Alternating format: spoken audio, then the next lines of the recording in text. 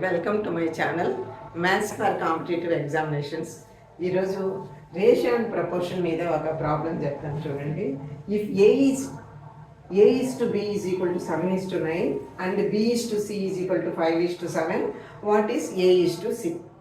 దీనికి రెండు మెథడ్స్ ఉన్నాయి, చాలా మెథడ్స్ ఉంటాయి, కానీ మనము షార్టెస్ట్ టైంలో చేసే మెథడ్ని చూసుకోవాలి. మనకి ఏది ఈజీ అనిపిస్తుందో, మనకు ఏ కాన్సెప్ట్ మైండ్లో బాగా నాటుకొని ఉంటుందో అది ఉపయోగించాలన్నమాట. అప్పుడు క్విక్గా చేయగలుగుతాము. సో ఇప్పుడు నేను రెండు ప్రొసీజర్స్ చెప్తాను.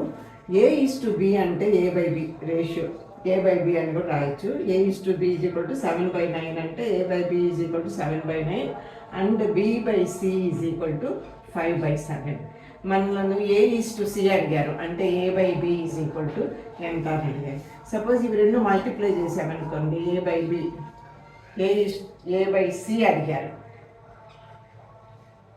ఏ by B into B by C చేస్తే ఏమొస్తుంది? బీబీ క్యాన్సిల్ అయిపోతుంది, ఏ బై సి వస్తుంది. కాబట్టి A by C is equal to A by B which is equal to 7/9 into B by C 5/7. 7 cancel అయింది, దట్ ఈజ్ ఈక్వల్ టు 5/9. కాబట్టి A by C is equal to 5/9 అంటే A is to C is equal to 5:9. మనకి ఇచ్చిన ఆప్షన్స్లో ఎక్కడుంది 5:9? First option correct. ఇంకొక విధంగా ఎలా చేయొచ్చు అంటే ఏబిసి 3 ఉన్నాయి.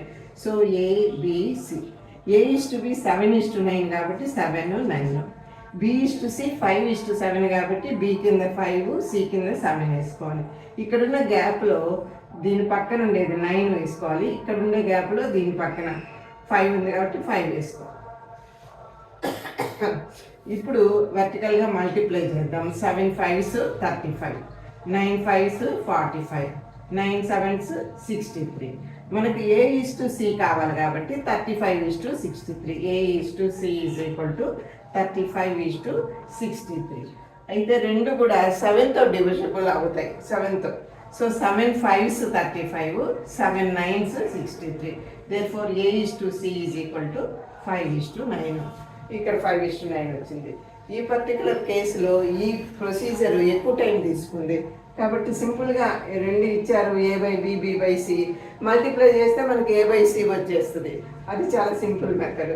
ఈ మెథడ్ కూడా యూజ్ చేయొచ్చు, కానీ ఇక్కడ చూడండి, ఇక్కడ మళ్ళీ మనము సింప్లిఫై చేయాల్సి వచ్చింది. కొంత ఒక 2 or 3 seconds ఎక్కువ పడుతుంది.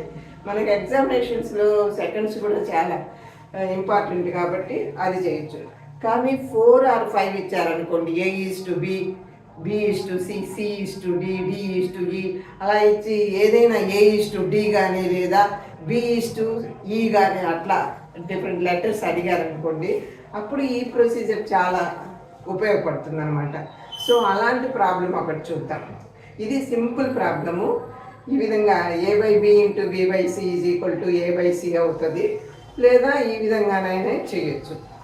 సో ఇంకా ఎక్కువ రేషియోస్ ఇచ్చినప్పుడు ఎలా ఉంటుందో ఒక ప్రాబ్లం చేసి చూపిస్తాం. If A is to B is equal to 2:1, B is to C is equal to 3:4, C is to D is equal to 1:5. Find A is to B is to C is to D.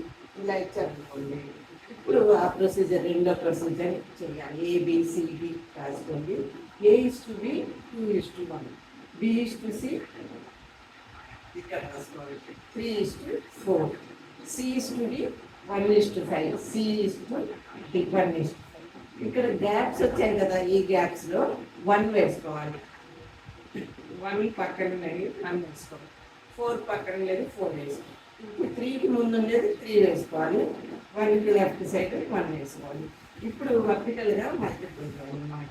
2 3s 6, 6 into 1 6, 3 into 1 3, 4 into 1 4, 4 5s 20. So మనకి A is to B is to C is to D కావాలి కాబట్టి 60:3:4:20 అంటే A is to B is to C is to D is equal to 6:3:4:20. ఈ 4 numbers కూడా ఏ ఒక్క నెంబర్తో divisible కాదు కాబట్టి రేషియో అంతే అనమాట. A is to B is to C is to D 6:3:4:20. చూడండి next problem. A is to B is equal to 3:4, B/C is equal to 7:9 and C/D is equal to 5:7. Find A/D. ఇక్కడ A/B, B/C, C/D అలా వరుసగా ఇచ్చి A/D అంటే first letter is to last letter అడిగినప్పుడు A/D is equal to 3/4 into 7/9 into 5/7. ఇక్కడ చూడండి 7 cancel అయిపోతుంది, 3 1s 3 3s 9, that is equal to 5/4 3s 12. So A/D is equal to 5:12. ఇక్కడ వరుసగా ఇచ్చినప్పుడే అలా చేయాలి. A/B, B/C, C/D ఇచ్చారు, A/D అడిగారు. ఎప్పుడైనా సరే అలా చేయాలి. ఈ ఫస్ట్ ఎగ్జాంపుల్లో కూడా మనకు A/B, B/C ఇచ్చారు, A/D అడిగారు. సరే సెకండ్ మెథడ్ ఏంటంటే ABCD.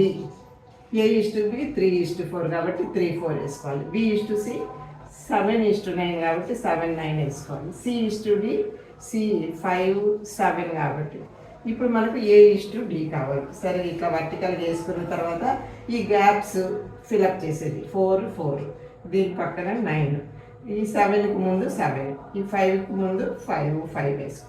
ఇప్పుడు వర్టికల్గా మల్టిప్లై చేద్దాం. 7 3s 21, 21 5s 21 into 5 అంటే 5 1s 5, 5 2s 10, 105 అయింది. ఇది 7 5s 35, 35 into 4 అంటే 35 2s 70, 70 2s 140, ఇది 140 అవుతుంది. ఇక్కడ 9 5s 45, 45 into 4 అంటే 45 2s 90, 90 2s 180, సో 180 అవుతుంది. ఇది 9 4s 36 into 7, 7 6 42, 6 42, 7 3 21, 4 25, 252 ఇలా వచ్చాయి మనకి పెద్ద నెంబర్లు. కానీ అడిగింది ఏంటి? A/D అడిగారు అంటే 105:252 వచ్చింది. ఇది సింపుల్ టర్మ్స్లోకి మార్చాలి. సింపుల్ టర్మ్స్లోకి మార్చాలంటే మనకు మళ్ళీ HCF తెలియాలి, అంటే గరిష్ట సామాన్య గుణిజము తెలియాలి. దానికి లాంగ్ డివిజన్ మెథడ్ చేస్తే 252 డివైడ్ చేస్తాం 105తో 2 times పోద్ది 210 వస్తుంది. అప్పుడు 2 4, సో దీన్ని మళ్ళీ 105 ఎన్నిసార్లు పోద్ది? 2 times 42, 2s 84 అంటే ఇక్కడ 1 2, 21ను మళ్ళీ 42ను డివైడ్ చేయాలి, 2s 42. సో ఇక్కడ 21 అనేది రెండిటికి ఫ్యాక్టర్ అనమాట. అది గాసాగు గరిష్ట సామాన్య గుణిజం లేదా HCF హైయెస్ట్ కామన్ ఫ్యాక్టర్. కాబట్టి 21తో ఇక్కడ డివైడ్ చేస్తే 21 5s ఇదేమో 21 1s 21, ఇంకా 42 ఉంటుంది, 21 2s. దేర్ఫోర్ సింపుల్ టర్మ్స్లోకి మారిస్తే 5:12 అయింది. సో ఇక్కడ కూడా మనకు అదే వచ్చింది. ఇక్కడ ఎప్పుడైతే కాన్సిక్యూటివ్గా అంటే A/B, B/C, C/D ఇచ్చి A/D అడుగుతారో మల్టిప్లై చేసేస్తే సరిపోతుంది. అట్లా కాకుండా ఇంకొంచెం వేరుగా ఇస్తే మనం ఈ పద్ధతిలో చేసుకోవచ్చు. ఇప్పుడైనా ఈ పద్ధతి కరెక్ట్ కానీ టైం తీసుకునింది కదా, సింప్లిఫై చేయడానికి కొంత టైం పట్టింది కాబట్టి ఇది ఉపయోగించవచ్చు. ఏదేమైనా ఈ రెండు పద్ధతులు తెలుసుకొని ఉంటే మనకి ఈ పద్ధతి టెస్ట్ చేయడానికి ఎక్కువ టైం పట్టదు, ఈ పద్ధతిలో వచ్చేస్తుంది, ఆ పద్ధతిలో వాడచ్చు. ఒకవేళ అట్లా కాన్సిక్యూటివ్గా ఇవ్వకుండా ఉంటే, వరుసగా ఇవ్వకుండా ఉంటే ఈ పద్ధతి ఉపయోగించుకోవచ్చు. అంటే మధ్యలో ఏదైనా A/C అనో ఇట్లా అడిగారనుకోండి, A/C అడిగితే మనం ఈ రెండే ఉపయోగించవచ్చు. ఒకవేళ B/D అడిగారనుకోండి అప్పుడు ఇక్కడ చేయొచ్చు ఈ రెండు, B/D అంటే అట్లా అనమాట. ఈ రెండు పద్ధతులు గుర్తుపెట్టుకోండి, ఏది క్విక్గా వస్తుందో అది చేసేయచ్చు. వీలైతే ఫస్ట్ మెథడ్ లేదంటే సెకండ్ మెథడ్. ఇది రేషియో అండ్ ప్రపోర్షన్లో. నెక్స్ట్ వీడియోలో ఇంకొన్ని ప్రాబ్లమ్స్ చేద్దాం రేషియో అండ్ ప్రపోర్షన్లో. అప్పుడు మీకు ఇంకా బాగా సబ్జెక్ట్ హోల్డ్లో ఉంటుంది. అప్పుడు మీరు ఇంకా బాగా చేయగలుగుతారు, క్విక్గా చేయగలుగుతారు, కరెక్ట్గా చేయగలుగుతారు. మన కాంపిటేటివ్ ఎగ్జామినేషన్స్లో క్విక్గా చేయాలి, కరెక్ట్గా చేయాలి. అంటే యాక్యురసీ ఎంత ఇంపార్టెంటో టైం కూడా అంత ఇంపార్టెంట్ అన్నమాట.